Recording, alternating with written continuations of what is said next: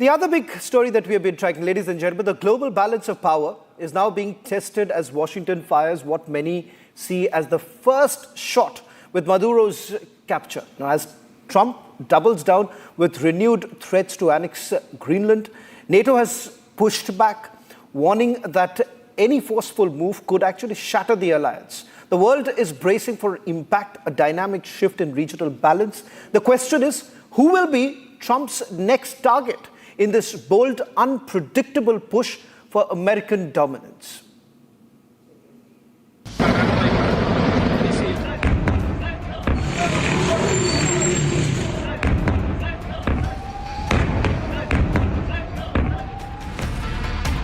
Washington has fired the first shot, and the world is on edge.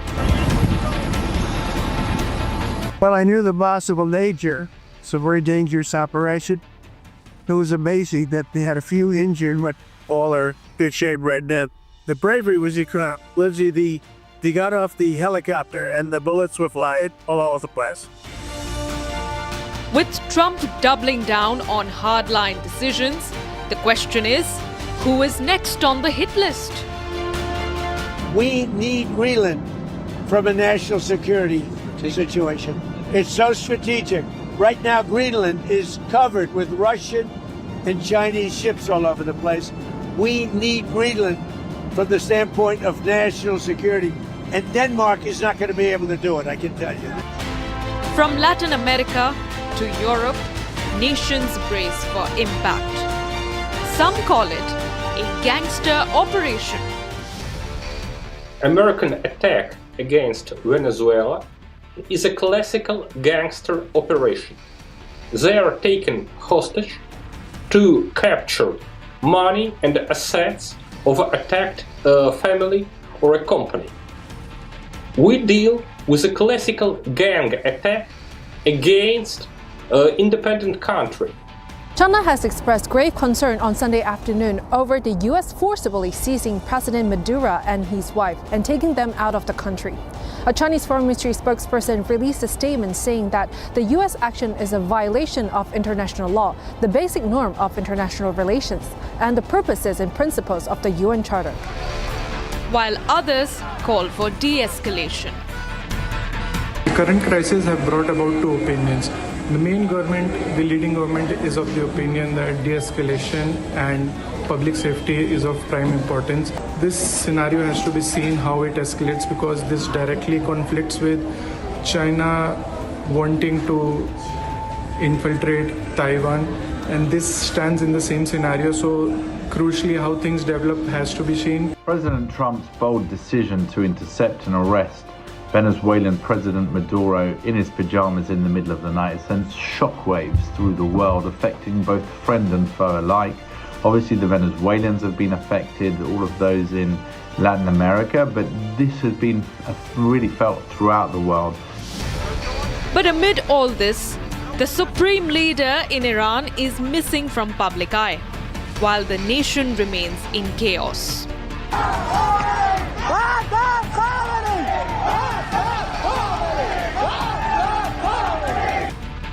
Even as worried NATO leaders have now taken a united stand on Greenland, it is clear that Trump's next move is not just about diplomacy, it's about the next international flashpoint.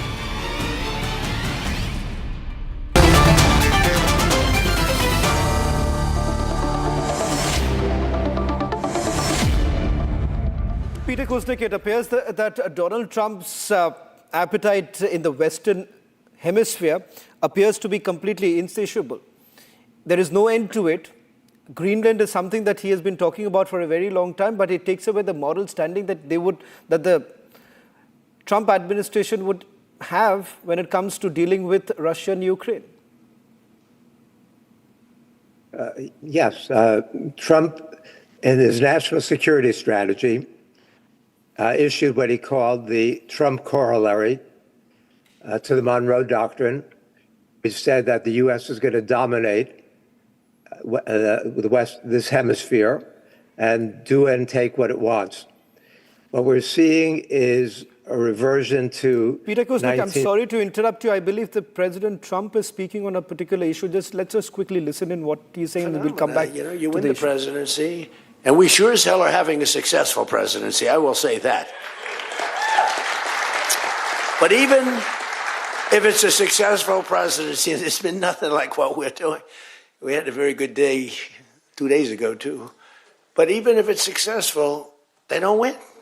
I don't know what it is. There's something psychological, like you vote against. You can win by a lot. We won every swing state. We won the popular vote by millions. We won everything. But they say that when you win the presidency, you lose the midterm. So you're all brilliant people. Most of you are in this business longer than me. That makes me smarter than you.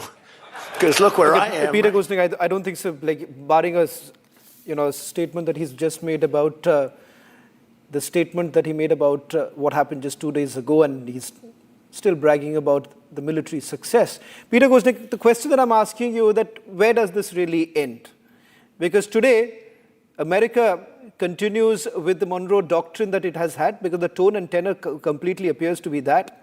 But it only takes away the argument, the moral standing that the United States of America ever is going to have when it comes to dealing with Russia and Ukraine. Yes, the United States has lost its moral standing. It lost it long ago. It lost it in Vietnam. It's lost it in Iraq. It's lost it in Afghanistan. It's lost it since. During the Biden administration, the United States played a very negative role internationally. But what Trump's doing is unprecedented. This kind of direct, aggressive attack against the U.S. Constitution, Article 1, Section 8 of the U.S. Constitution, against the UN Charter, against international law, is so beyond the pale of what we've seen before that it's horrified the world. Now, the Trump people and Trump and Hegseth and Rubio feel like tough guys. We can do this. The thing about them is that they like the fact that it's against the law. They like the fact that it's outraged people around the world, because it shows that they're above and beyond the law. In the United States, there's a no kings movement because Trump is acting against the U.S. Constitution and trying to act like a king. But this is not going to turn out well for the people of Venezuela. It's not going to turn out well for the Trump administration. It's not going to turn out well for the American people. What we're going to see is chaos. As Benjamin Franklin once said, those who fail to plan ahead are going to fail in the long run. So this is a disaster morally and globally. Greg, what kind of an appetite does President Trump really have? Because it seems that he's not going to end with Venezuela. And more importantly, what is becoming abundantly clear, it's not about drug trafficking. For heaven's sake, let's understand it's not about drug trafficking. If that was the case, then there are several other places that he should have actually carried out a military action. The reality is this, it's the American greed when it comes to drilling oil. Why don't you be honest about it? And this greed has created chaos in the Middle East. Of course, the Europeans did not really care because they said it was not our fight. Today, they are basically crying foul because it comes to when it comes to the Europeans and what matters to them, that's when they're crying foul. But the reality is that Europeans did not give a damn when it happened in the Middle East and what the Americans did in the Middle East. Today, President Trump continues with it. Yeah, there's a lot there, but I think we have to keep in mind that the president is going to do what's right for America, but it's not just America first, or America first doesn't mean America alone. And I think he has been quite candid about the fact that oil is important in this execution of this military strike. So, was it the drug trafficking? You would sure, overthrow that's our part government of it. here? Let's understand here, Greg, we are talking about a government which has been recognized by the United Nations. As per the United Charter, this is what has essentially happened is a violation of the international law. So there would be a day that you would really not care about international law at any cost. You don't like me, you can come and do whatever you feel like. That's the American philosophy. Well, we'll do what's right for America and do what's right for the world. I would argue the world's a much better place after we bombed the nuclear capabilities of Iran last year. And I think in this case, you have a rogue regime that lost their election in 2024 and yet maintained power through aggression from the military. So, imprisoning their own political opponents. This is not a country that's, Venezuela is not a healthy democracy by any means. So I think that there's a lot of outcomes here that are positive. Okay, the drug trade, needed to be stopped, but that might not even be the most important thing. I think decoupling China from Venezuela, and that has a lot to do with oil. So oil being shipped out of Venezuela at great expense to the people. The people are not benefiting from the oil trade. It's a fraction of what it used to be before the Chavista revolution back in the late 90s and early 2000s. So they're selling the oil to China at deeply discounted prices. The people are not benefiting from it. So yes, the American companies will benefit because the American companies were the ones that developed the oil business in Venezuela. But the people what's very hypocritical in this entire argument, Ambassador Vora, and most Americans are essentially arguing this, and I find it absolutely hypocritical and, more importantly, selfish to the core. Because that's how the American philosophy has largely been, Ambassador Vora. Because here they talk about Venezuela. Earlier they spoke about Iraq. And of course, at some point in time, they spoke about the Taliban too. Let's recall what the Americans had to say about Taliban and what really happened thereafter. The kind of talks thereafter, the backroom channeling talks that have happened with the Taliban, just because for your own benefit, then you would have another round of talks happening in Qatar because you want to just finish the so-called war that you actually started. This kind of hypocrisy has only ruined the global order. Well, there's no doubt that mistakes were made in Iraq and Afghanistan. I wanted Ambassador Vora to come in here. Okay, sure. Sure. Well, thank you very much, sir. Always a pleasure to be on your channel, and I learned so much from you and from our other colleagues over there. First, let me put it to you very clearly, sir. Other than my own country, to which I'm passionately devoted, I love the United States. Forget Donald Trump. I mean, he's here today, he may not be my tomorrow. But it's a great nation. If I had the option of living in a country other than my own, I'd choose the United States. I certainly wouldn't choose Venezuela. Now, you've talked about global order. What global order, sir? There's total global disorder today. At least this fellow is trying to bring in some order. You may disagree with his method, but you might consider the objective. The objective was, rightly or wrongly, does he have a right to interfere there? I don't know. It was a DEA, Drug Enforcement Agency action. It wasn't an invasion. They went in, law order, brought him out, did what they did. Now, people are screaming and yelling and shouting that this is a violation of international law. Which international law, sir? There's a racket called the United Nations which sleeps all the time. Gets up, makes a speech and goes back to sleep. There's no international order or international law. Today, the reality with President Donald Trump, I have a sneaking admiration for this man. He's very clear. He wants to make America great again. Ambassador Vora, so let me complete, sir. Ambassador Vora, just a quick interjection here. You are supporting this. Tomorrow, if China does this with Taiwan, where do you really stand then? I'm not supporting it, sir. I'm only trying to understand what he did. I'm very much like that British fellow, that Star Wars or whatever that fellow's name is, the Prime Minister, or Starbucks, something like that, who said, I'll speak to President Trump and find out why he did what he did. I mean, this is absolutely hilarious. Nevertheless, sir, no one has the courage to take this man on. So we talk of a multipolar world. Which is the other pole, sir? There's only one pole today that I can see. Unprecedented military strength, economic strength. So morality goes into the dustbin. I've been 52 years in diplomacy and counting. He's acting in what he thinks is the best interest for his country. You can't draw parallels. If China decides to go to Taiwan, they'll get thrashed. And the message is as much to China as to anybody else that don't try Taiwan because I'm hanging around to protect them. So this, I believe, is the message going on. So I'm trying to look at the positive aspects of what he did. Of course, he should not have gone in. Of course, he should have gone to the UN. Of course, we should have debated this for the next 3,000 years by when Maduro would have been a distant memory. No. He felt that his country is being hurt, his people are being hurt, his kids are being hurt through narco-terrorism, through guns coming in, through illegal immigration. He had to act. This was his perception. Now, what will I do? with my religion, co-religion is being slaughtered in Bangladesh by the Islamic government, I don't know if I'll do the same thing. But there is this 2005 UN resolution, responsibility to protect. I don't know if I'll go in or not. That is for my government to decide.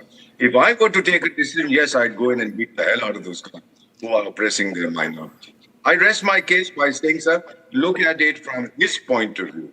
Make America great again. Make America's values admired again. Make America, but Ambassador, what I find, extremely disturbing is make America great. I don't care about regional stability. I don't care about what happens in other countries. Go to hell. As long as America is fine and as America is absolutely making profits, I really don't care about what's really happening. Alexander, almost the entire Latin America say that this is a direct interference as far as politics of Latin America is concerned. And now what happens is that you go a step further by simply stating that Greenland is also important to us because it is important for our national security. Absolutely. That has been the statement from day one onwards. See, President Trump is not doing anything for his own benefit. Whatever he is doing is for the people of America. It's at the best interest of the American people. That's why he was elected. After a break of 4 years, why did people elect him again? Because they found out that America is in a total mess that needs to be fixed.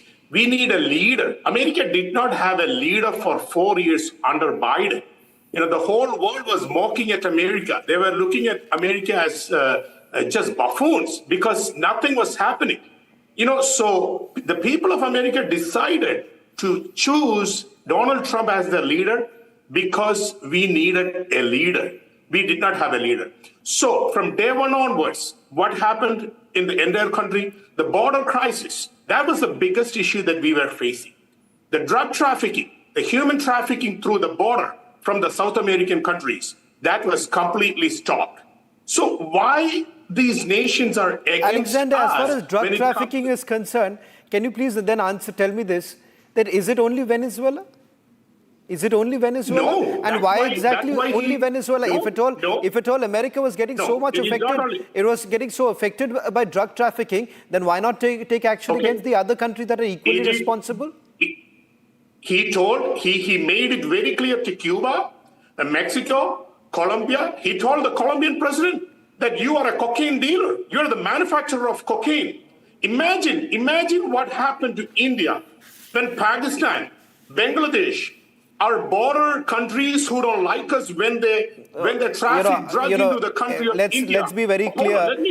Let's be very clear. If there is regional instability as far as Bangladesh is concerned, you can't really take away the role of the deep state and particularly the United States of America. Where was the American presidents when what happened in St. Martin's and what happened when Sheikh Hasina was ousted? Who's running Bangladesh today? Me and Ambassador Bora are on the same page when it comes to this. America and India, the United States of America and India are the greatest friends ever. Forget about whatever happened in the short period of time. Trump is going to leave the office. President Trump is going to leave the office in the next 3 years. But that does not end the relationship between India and USA. Okay, so the Chinese relationship, the Russian relationship, all kind of the BRICS relationship, it's all temporary. If India has a permanent friend in the global platform, I would say the number one friend is the United States of America, and there is no doubt about it. As far as India is concerned, why did India bypass Russia and choose to be US's friend? Because we know United States is the number one power in the world. Well, I'm hoping, gentlemen, Ambassador Vora, Ambassador Vora, whenever India basically decides to take back its own piece of land, that is Pakistan-occupied Kashmir, I hope the Americans are not going to needle at that point in time, and Americans should be the last to lecture any other country. Because today, when everyone seems to have come out in the open and perhaps said that, look here, President Trump has done a great thing for his own country, then I think so it should be that the American administration should keep their mouth shut when we look after our own national security.